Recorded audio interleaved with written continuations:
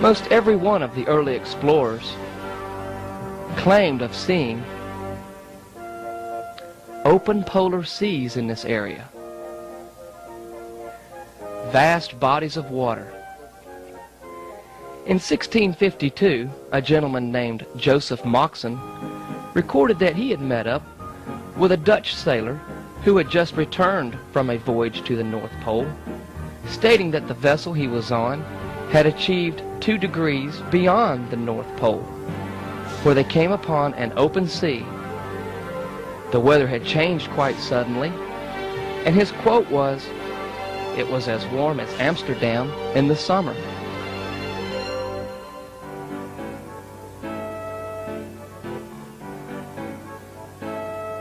Once again, this is from 1873, a J. David Williams. Our next map doesn't have a date on it. It's a small map also, black and white. And for a couple of reasons, it's one of my favorites. The date I'm going to attach to it is between 1910 and 1912 because of the journeys that it shows.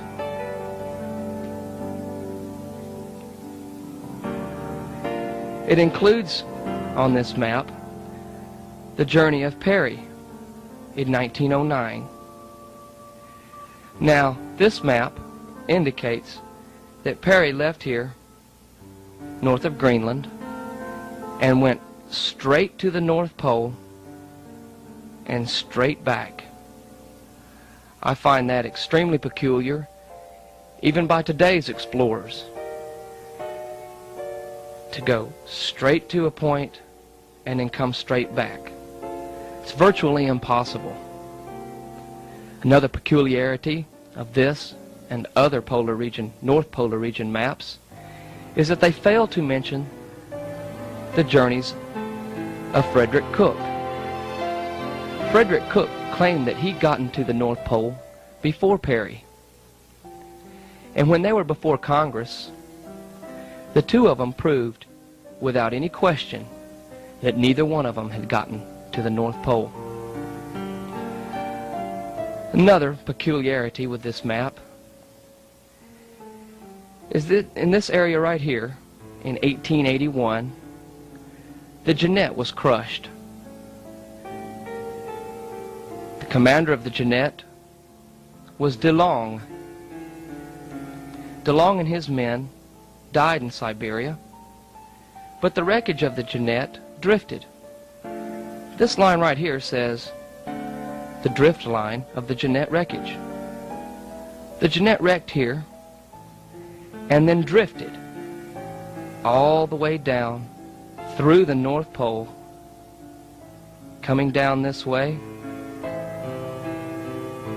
all the way to the southern tip of Greenland. The wreckage traveled 3,500 miles. And if we are to believe that this is all polar ice cap, how did this boat, this ship that wrecked, drift 3,500 miles down here? This particular 1507 map was drawn with all the knowledge of exploration at that time, and all the coordinates that were brought forth by Claudius Ptolemy were included in that map, and any new lands discovered were added. Now let us look up here to the north. You can see 4 islands and a multitude of channels going through right to the North Pole, which appears to be a circular sea. This is very significant. Keep that in mind. The first map from this book that we're going to feature is found on pages 97 and 98. And we're going to bring into the picture a cartographer of old named Gerard Mercator, who lived from the year 1512 to 1594. This particular map, very beautiful map, was engraved by his grandson, one of his grandsons, named Romuald Mercator.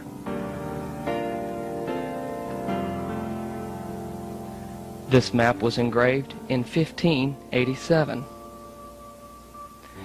Gerard Mercator was recognized for his brilliant ability to make maps. He was very highly respected throughout Northern Europe. In 1577, Gerard Mercator wrote a letter to Dr. John Dees, explaining that there were 4 rivers up in the northern region that had a very strong flow. This flow was inward, towards the North Pole. And when sailors got trapped in these rivers, there was virtually no way to get out. Now let us go to the far north. And it shows 4 islands. 1, 2, 3, 4. 4 islands crisscrossed by rivers. This paragraph here describes that between these 4 islands are 4 rivers that flow in a northward direction and empty into a central sea around the pole up here. Over here on this island, the description reads that it's the healthiest island in the north. Now let us go to the northern part of the eastern hemisphere. This island is described as having inhabitants that are 4 foot tall, which they call pygmies. And over on this island, it gives a description of this river here, and it describes that this river has such a strong current flowing northwards that it never freezes throughout the whole year. A very interesting and advanced map for its time.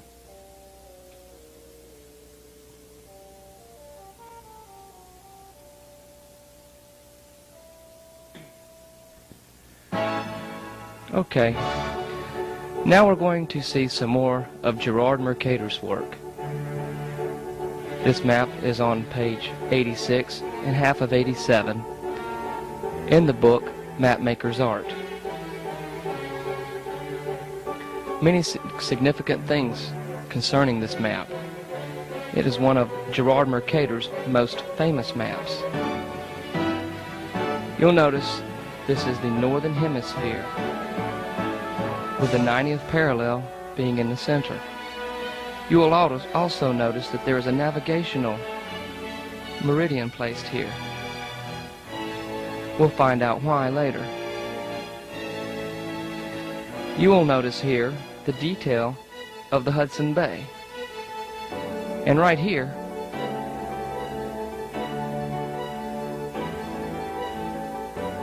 we have Southampton Island. No question about it. This right here is the northern coast of North America. This is the northern coast coming over to Alaska. Point Barrow is about right here, and this Alaska is upside down, and it is missing the very important Aleutians. It is called the region of California, as was the entire west coast of North America. Right here we have what later became the Bering Straits, northern Siberia, Nova Zembla, northern Europe, Spitzenbergen, right here. And right here we can see a very detailed map, very detailed, very accurate, of the coastline of Norway. And if you look right down here, you can see the tip of Scotland. Iceland is right here. Moving over, we see Friesland again, and we can see also that right here is the 350th meridian line. And we can come up a little bit more. For many years it was believed that Greenland had a large island at its southern tip, which was not true. And here is Greenland. And up here in this corner, the upper left-hand corner of the map, we find again Friesland, but it's in much more detail now. all these wonderful places. There's little castles here, tiny villages, and Friesland is well documented. Now we're going to look at the script contained in these 4 islands, which we will see are called the Bargos Islands, with a mysterious apparition here in the center.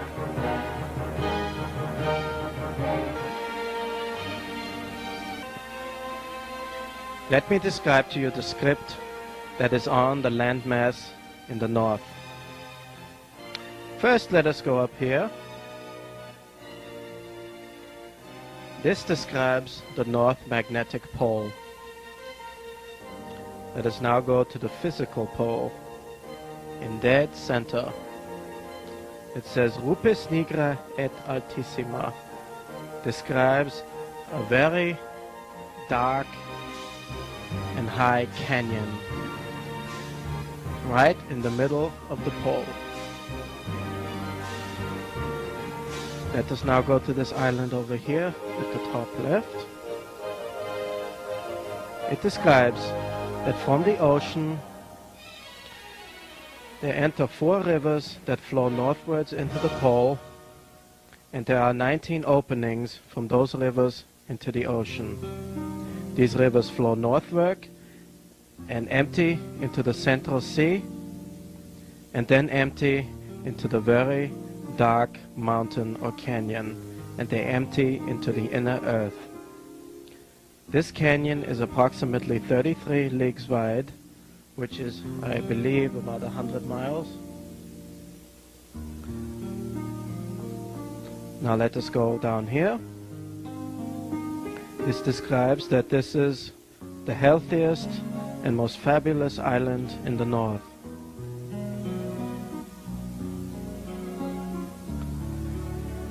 This here describes that this river or channel flows northwards and is divided, and it has 3 openings into the outer sea, and this particular channel is approximately 37 leagues wide.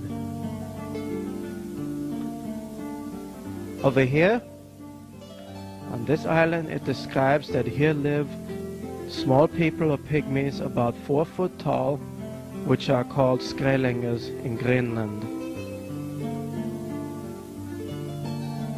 Now over here, it describes that this particular river, its flow is so great northwards that it never freezes during the year. Over here, it describes that in this part of the north lie the Bargo Islands, which can be read in the book by Paolo Venetti, and they circle the pole in the sea. Another significant thing about this particular river here is that it only freezes 3 months out of the year. It is blocked right there, 3 months out of the year.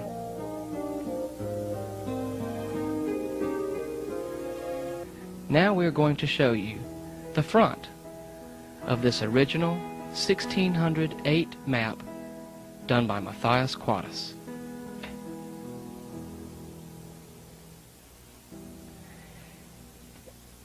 Here again, we have a rendition of the Northern Hemisphere.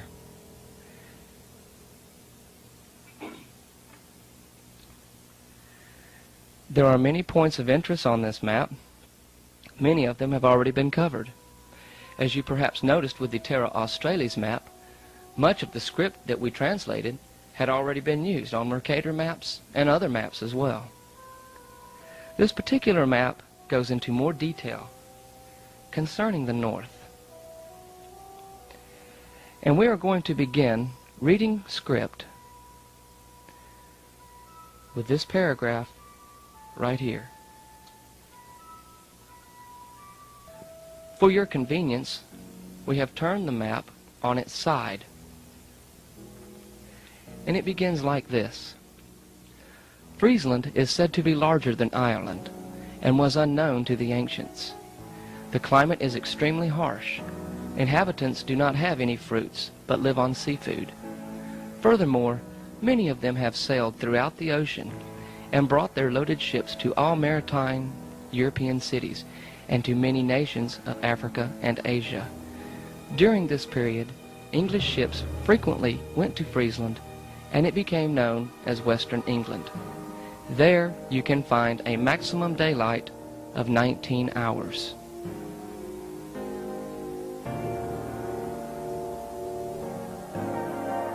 Now we have turned the map upside down, showing the paragraph on the other side, which says, Greenland is an island which is quite unknown.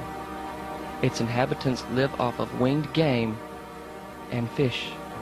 There exists a mountain just like Etna, which constantly erupts and emits rocks in the form of hot cinders, which when cooled become weak walls, and when water is thrown against them, it makes great lime or potash. In this same place, there is a hot spring, which its water is being used by a neighboring monastery of the Monachar order for the use of heating and cooking of food. It snows 9 months out of the year, during which time very little unfrozen land is visible.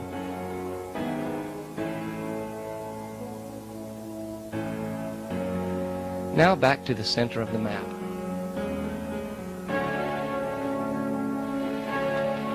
We're going to start with this section here and read exactly what it says. 4 channels break up the island, and they produce 19 mouths or openings to the outer ocean. The rivers flow to the north and empty into the inner earth. The canyon which lies beneath the pole is approximately 33 leagues wide, which is about 100 modern miles. The next section right here states very precisely, in this part of the north exist the Bargo Islands, according to M. Paul Valette, Book 2, Chapter 61.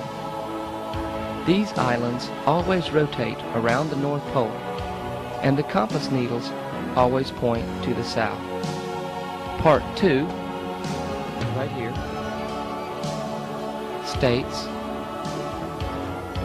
this channel has 5 openings, and because of the speed of the flow, it never freezes. Section 3 of the map, also in 2 sections, clearly states, this island is the best and healthiest of the entire north. This channel is composed of 3 openings, which are frozen approximately 3 months out of the year. Its width is 37 leagues, or roughly 111 modern miles.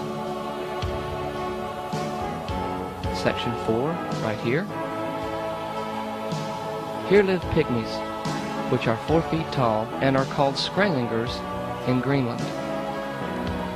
The script in the Hudson Bay is also identical to several of the other maps, stating this is a freshwater sea and its extent is unknown to the natives of Canada, which we are assuming at that time were the Eskimo.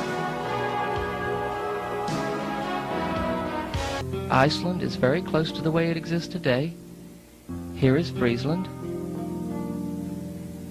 And up here in the far right-hand corner of the map, we have a very good picture of Friesland. Now it is much more detailed. You can see the North Gulf, the South Gulf. You can see all these castles and villages all around Friesland, as well as islands here and here. Back to the center of the map. If so much detail were to be given to the Norwegian coast by these respected scholars of cartography, Nova Zembla, all these regions, wouldn't it make sense that someone had been here before? Perhaps many explorers? They certainly had to be here for more than 6 months at a time. if they knew that there were 19 hours of daylight. Could they have stopped at Friesland, used it as a port to gather more supplies, and sail up through here? Here we see how just a tip end of Greenland is connected to this Bargo Island. Friesland, we can easily determine, sunk in the late 1600s. Many explorers after that took soundings and found that a large area of land under the ocean here was sinking. It was checked again as late as 1944 by two different admirals, soundings taken, and proved that there was an area approximately 27 miles in diameter that was only like 30 fathoms under the sea, out in the middle of the ocean, the great depth of the North Sea.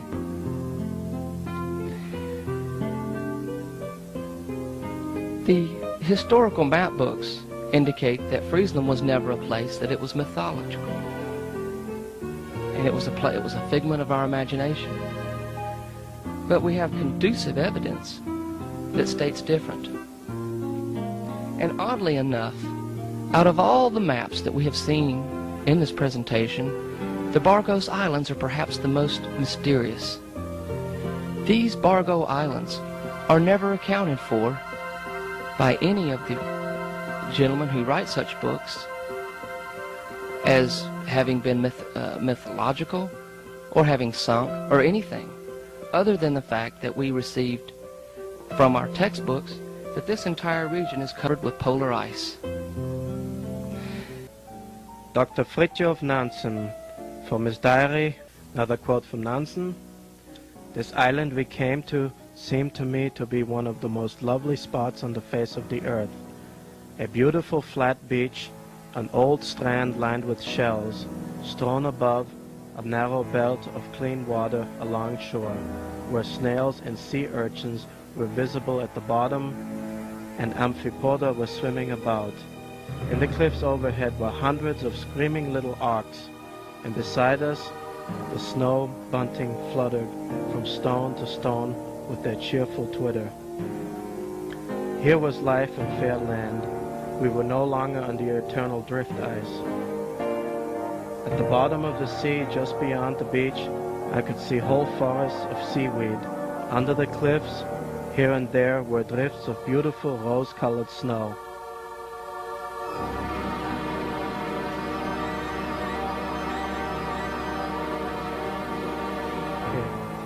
Another quote by Franklin: "He saw large numbers of geese migrating to the unknown north at a high latitude indicating land there.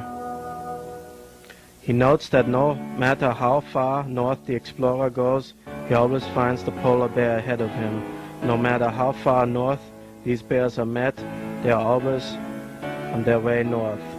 At latitude 82, Kane found butterflies, bees, and flies, as well as wolves, foxes, bears, geese, ducks, waterfowls, and partridges. A strange fact all explorers observe is that animals do not migrate south to escape the cold Arctic winter, but instead go north.